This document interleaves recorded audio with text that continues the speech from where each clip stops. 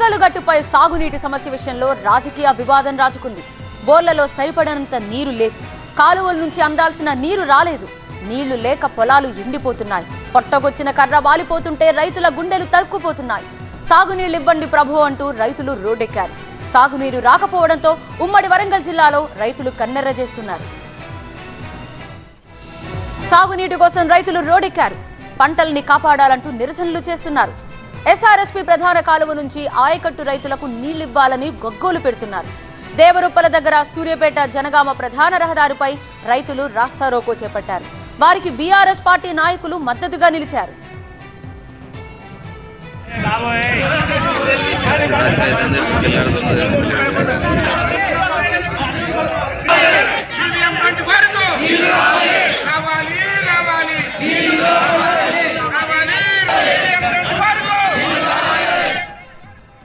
జనగామ జిల్లాలో కాలువల ద్వారా రావాల్సిన సాగునీరు రాకపోవడంతో పంటలు ఎండిపోతున్నాయి. బోర్లు వేసుకునేందుకు రైతులు చేస్తున్న ప్రయత్నాలు ఫలించటం లేదు.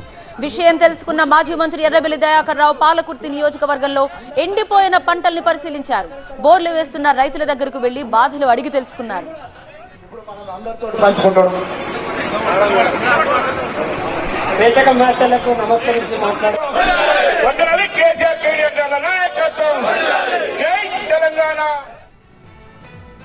అక్కడి నుంచి ఇరిగేషన్ శాఖ అధికారులకు ఫోన్ చేసిన ఎర్రబెల్లి నీళ్లు ఎందుకు రావడం లేదని ఆరా తీశారు.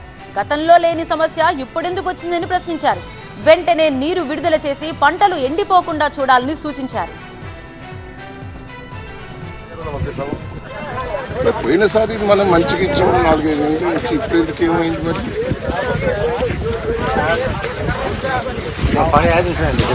అర్థం కాకపోతే ఎన్ని మనం చూసుకోవచ్చు కదా, పొలాలన్నీ ఎండిపోయినాయి కదా. ఎన్ని రోజులు ఇస్తావు నాకు నీళ్ళు? ఎండిపోయినాయి ఈ 2 రోజులు ఇస్తే కొద్దిగా కాపాడుకోవచ్చు అని. ఈ సమస్య కాస్త రాజకీయ దుమారానికి దారితీసింది. రైతు సమస్యలపై తాజా మాజీ ఎమ్మెల్యేలు పరస్పరం రాజకీయ విమర్శలు చేసుకుంటున్నారు. స్థానిక ప్రజాప్రతినిధులకు అవగాహన లేకపోవడం, ప్రభుత్వ అసమర్థత వల్లే పంటలు ఎండిపోతున్నాయి. ఎండిన పంటలకు ప్రభుత్వం నష్టపరిహారం ఇవ్వాలని మాజీ మంత్రి ఎర్రబెల్లి దయాకర్ రావు డిమాండ్ చేశారు. నువ్వు కింటాకు 500 ఇద్దామన్నావు, మద్దతు ధర ఇస్తావా? ఇవ్వాలి.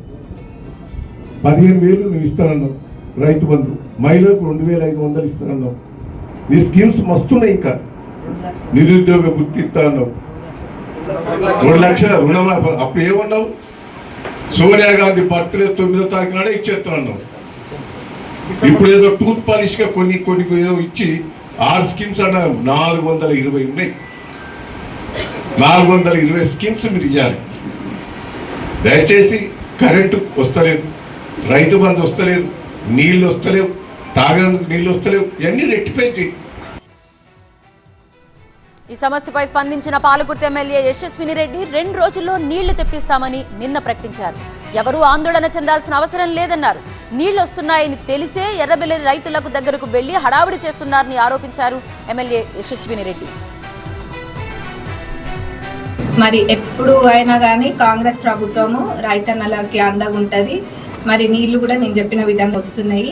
మరి టెంపరీ సొల్యూషన్సే కాదు, పర్మనెంట్గా ఏ విధంగా అయితే మా నియోజకవర్గంలో, మా పాలకుర్తి నియోజకవర్గంలో ఏ విధంగా చేస్తే పర్మనెంట్ సొల్యూషన్ అనేది ఉంటుందో అవన్నీ కూడా నేను అధికారులతో మాట్లాడుతున్నా.